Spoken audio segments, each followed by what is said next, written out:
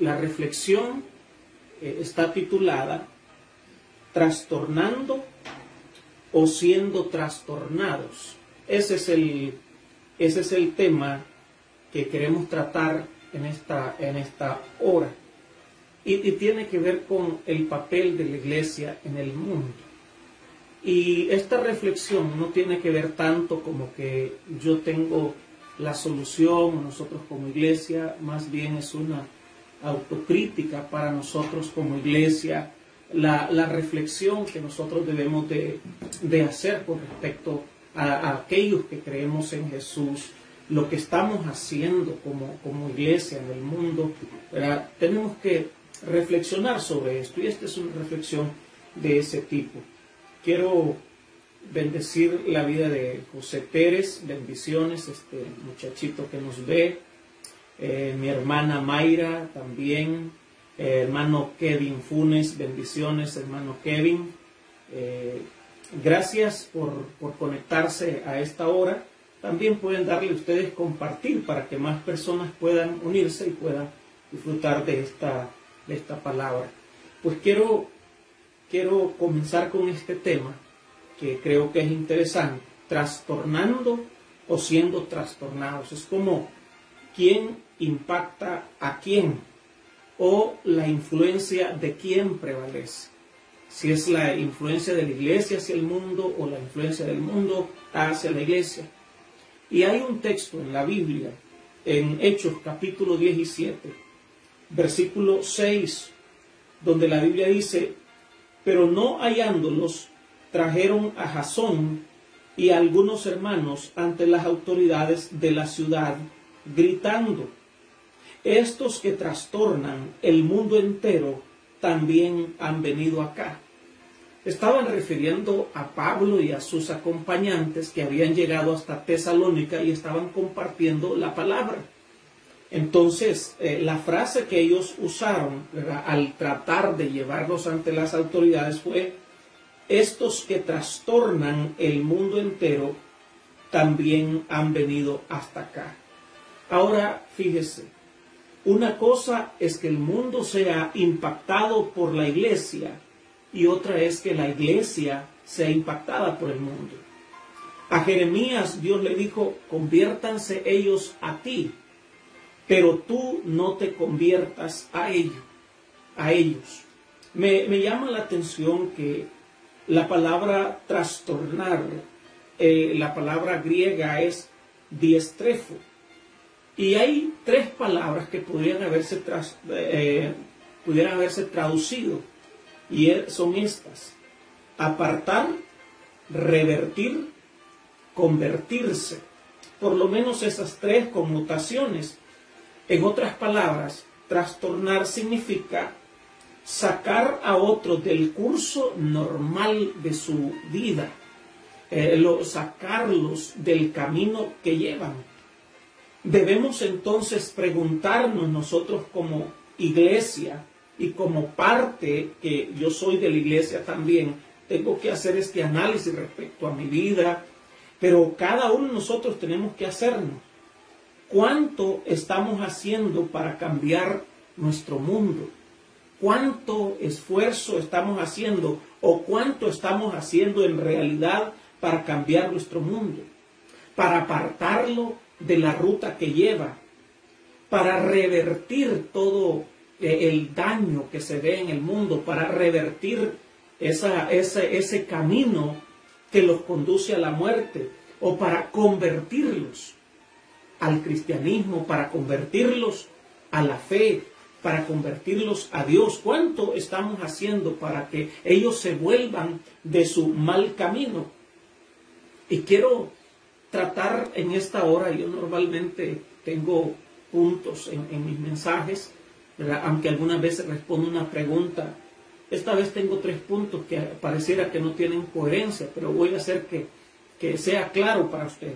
El primero que quiero analizar es el estado actual de la iglesia, brevemente, luego el impacto de la iglesia en el mundo y por último la esperanza para el mundo de hoy. Esos 3 puntos quisiera tratar y comienzo primero con el estado actual de la iglesia. Digamos que el estado ideal, no el actual, sino el estado ideal de la iglesia, debería ser el de una iglesia gloriosa, santa, sin mancha y sin arruga, como lo dice Efesios capítulo 5, versículo 27. Usted va a encontrar la palabra del Señor, dice, a fin de presentársela a sí mismo, una iglesia gloriosa que no tuviese mancha, ni arruga, ni cosa semejante, sino que fuese santa y sin mancha. Ese debería ser el estado ideal, o ese es el estado ideal de la iglesia. Pero siendo honestos, ese no es el estado actual de la iglesia de hoy. No es una iglesia gloriosa, no es una iglesia sin mancha y sin arruga, como dice la palabra. Estamos claros que hay contaminación, estamos claros que de repente no hay tanta gloria en nuestras vidas, aunque en algunas ocasiones se quisiera aparentar que lo hay, ¿verdad? Por las distintas cosas que se utilizan en nuestras reuniones, pudiera parecer que hay gloria. Ahora, ¿cuál es el estado real de la iglesia? ¿Será el de avivamiento, renovación o de ruina? ¿Cuál de estos mensajes que se dirigen a las 7 iglesias que se encuentran en el libro de Apocalipsis se aplicaría a nosotros? Hay 2 mensajes que aparecen que yo quisiera leerlos, porque se aplica, según algunos escritores, algunos teólogos, a la iglesia de los últimos tiempos. Una es Filadelfia y la otra es Laodicea. Algunos creen que Filadelfia es la iglesia del rapto, algunos teólogos creen eso, ¿verdad? Pero también hablan de Laodicea. Por ejemplo, Apocalipsis capítulo 3, versículo 8 dice, yo conozco tus obras. He aquí, he puesto delante de ti una puerta abierta, la cual nadie puede cerrar. Porque aunque tienes poca fuerza, has guardado mi palabra y no has negado mi fe. ¿Es esta la condición actual de la iglesia? ¿Es esta la situación o el estado real de la iglesia? Apocalipsis capítulo 3, versículo 15-16 dice, yo conozco tus obras, que ni eres frío ni caliente. Ojalá fueses frío o caliente, pero por cuanto eres tibio y no frío y caliente, te vomitaré de mi boca. ¿Cuál de esos 2 mensajes que acabamos de leer se aplica a la iglesia actual? Ahora, el estado actual de la iglesia es claro que no puede ir más allá del estado individual de cada uno de sus miembros, puesto que la iglesia está conformada por individuos. No puede ser la iglesia mejor de lo que cada uno de nosotros somos. Sé que dentro de nuestras propias filas podemos decir, ¿y por qué la iglesia no hace esto? Y la pregunta tiene que ser, ¿por qué yo no lo estoy haciendo? Porque la iglesia no puede ser más que los miembros que la conforman. Porque la iglesia está compuesta por individuos, está compuesta por personas. Y hay algo que sé que también se ve en el mundo, puesto que cuando uno ve la gran distancia que hay entre lo que deberíamos de ser y lo que somos en realidad, algunos tienden a decepcionarse de la iglesia. Ahora, hay un pensamiento de un escritor cristiano que a mí me llamó la atención y quiero leérselo. Dice así: prefiero ser un cristiano en lucha constante dentro de una iglesia imperfecta que un perfecto pecador fuera de ella. Porque a pesar de la situación que tal vez no sea la ideal en la que estamos como iglesia, pero es preferible estar dentro de una iglesia luchando constantemente por ser aquello para lo cual Dios nos destinó y nos diseñó como iglesia, o el propósito por el cual nos puso en esta tierra, en una constante lucha. Es preferible estar dentro de una iglesia imperfecta que ser un perfecto pecador fuera de ella. Porque aparte de estar dentro de la iglesia, que es el cuerpo de Cristo, que Jesús va a venir por una iglesia, la iglesia es su cuerpo. Aquellos que la conformamos, estemos de repente no nos agrade el estado real de la iglesia en su generalidad. El segundo punto que quiero tratar es el impacto de la iglesia en el mundo de hoy. Y la pregunta es que tenemos que hacerla nosotros como cristianos. ¿Cree usted que estamos haciendo un impacto en el mundo de hoy? Y si no lo estamos haciendo, ¿por qué no? Es la pregunta. ¿Por qué no estamos impactando? Si la Biblia dice que somos la sal de la tierra y la luz del mundo. Alguien escribió que la iglesia es la sal de la tierra, pero es evidente que no somos tan salados para ahuyentar la corrupción que hay.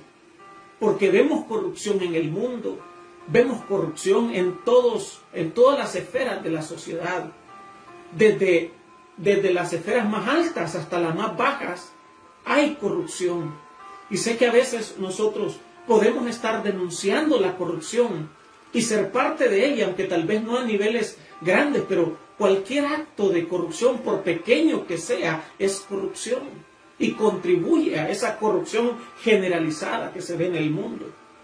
Puede ser entonces que no seamos tan salados como para evitar la corrupción, porque no podemos negar que hay una corrupción en todas partes.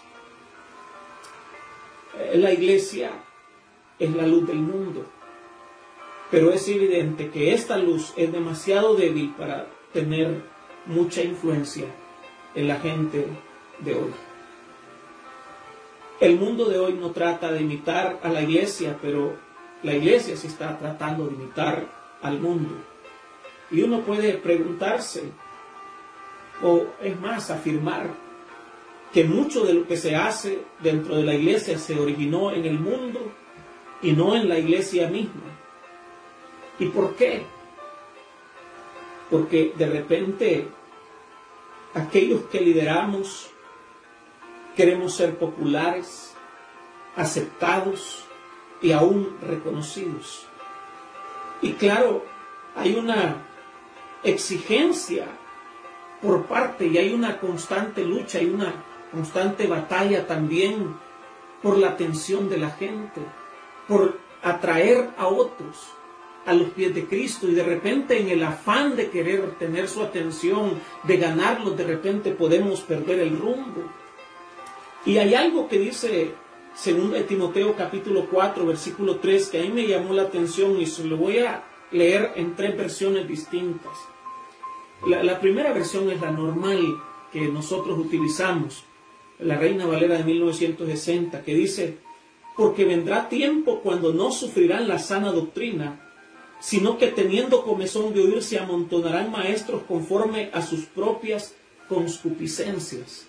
Ese versículo casi no nos deja muy claro en esta versión, no parece tan claro, ¿verdad? ¿A qué se refiere? Si se refiere a las concupiscencias de los que predican, o se refiere a las concupiscencias de aquellos que están escuchando. Y el término concupiscencia, ¿qué es lo que significa? También hay 2 versiones más que quiero leer que tal vez aclaran mejor el sentido de este texto. Me refiero a la versión Dios habla hoy, que dice: porque va a llegar el tiempo en que la gente no soportará la sana enseñanza, más bien, según sus propios caprichos, se buscarán un montón de maestros que solo les enseñen lo que ellos quieren oír. Y esto es algo tremendo en nuestro tiempo, porque muchos creyentes están buscando escuchar algo distinto.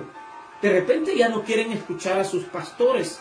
Y claro, los medios masivos de comunicación han logrado que muchas personas ya no quieran escuchar incluso el mensaje de sus pastores en sus congregaciones. Tal vez un mensaje que va dirigido especialmente a sus propias necesidades, porque cada predicación y cada mensaje tiene su propio contexto y tiene sus propias circunstancias que lo motivan, y de repente no sea la circunstancia ideal que usted está viviendo y que sea la palabra que usted necesite. Dice este mismo versículo en la traducción del lenguaje actual: porque llegará el día en que la gente no querrá escuchar la buena enseñanza. Al contrario, querrá oír enseñanzas diferentes. Me llamó la atención esta traducción, porque dice querrá escuchar enseñanzas diferentes. Casi que este tiempo se parece a una situación que el apóstol Pablo le tocó vivir, que solo se interesaban en escuchar algo nuevo. Y hoy muchas de nuestras personas o de nuestra gente lo que quiere escuchar es que la gente le diga algo nuevo, aunque de repente no provenga de la sana palabra de Dios, de la sana doctrina, de la sana enseñanza, aunque de repente nazca del corazón del hombre y no del corazón de Dios. Pero como es lo que queremos escuchar, entonces de repente eso se vuelve atrayente. Y en el afán de repente de conquistar el oído y tal vez el corazón de personas y tal vez arrastrarlos como seguidores nuestros, podemos estar utilizando enseñanzas que no provengan de la palabra de Dios, que no tengan una correcta interpretación bíblica, que lo que estemos enseñando no sea avalado ni por la recta interpretación, ni por la historia de la iglesia, de lo que ha creído por siglos, y que de repente nos desviemos por caminos que no son de acuerdo a la voluntad de Dios, y tal vez por eso nuestro impacto en la sociedad no sea el apropiado, no sea el correcto. Ahora, voy a mi tercer punto: la esperanza para el mundo de hoy. Y desde luego que, como dice el apóstol Pablo en Colosenses capítulo 1, versículo 27, dice: a quienes Dios quiso dar a conocer las riquezas de la gloria de este misterio entre los gentiles, que es Cristo en vosotros, la esperanza de gloria. Pablo dice que él fue constituido como predicador, que él venía para anunciar ese misterio. Y el misterio, dice, es Cristo en vosotros, la esperanza de gloria. La esperanza para el mundo de hoy sigue siendo Cristo manifestado a través de la iglesia. Y solo una iglesia llena de Cristo, de su palabra y de su espíritu, puede volver a trastornar o impactar nuestro mundo. Sin el poder del Cristo resucitado y de su Santo Espíritu, la iglesia solo es otra institución humana más, que ayuda pero no transforma, que puede ayudar pero que no hace o que no produce ningún cambio en la sociedad. La iglesia debe ser para el mundo lo que la levadura es para la harina o para la masa. Mateo capítulo 13, versículo 33 dice: otra parábola les dijo: el reino de los cielos es semejante a la levadura que tomó una mujer y escondió en 3 medidas de harina hasta que todo fue leudado. La iglesia debe de ser un agente de cambio, un agente de transformación. Pero como decía en mi primer punto, la iglesia no puede ir más allá de los individuos que la conforman. Para que la iglesia logre un impacto en el mundo, nosotros tenemos que comenzar a impactar de manera individual. ¿Cuántas personas hay que les hablan a otros de Jesús, que hablan a otros de Cristo, que muestran con su vida, con su comportamiento, con su conducta, que viven para Dios. No que profesan una religión, sino que han tenido un encuentro con Jesús. Nuestro vocabulario, nuestra forma de vestir, nuestra forma de comportarnos en las distintas relaciones y en las distintas esferas de nuestra vida impacta a otros. Damos a conocer que en realidad hay algo distinto en nuestra vida que no lo tienen los demás. O seguimos siendo iguales. Esto es para reflexionar.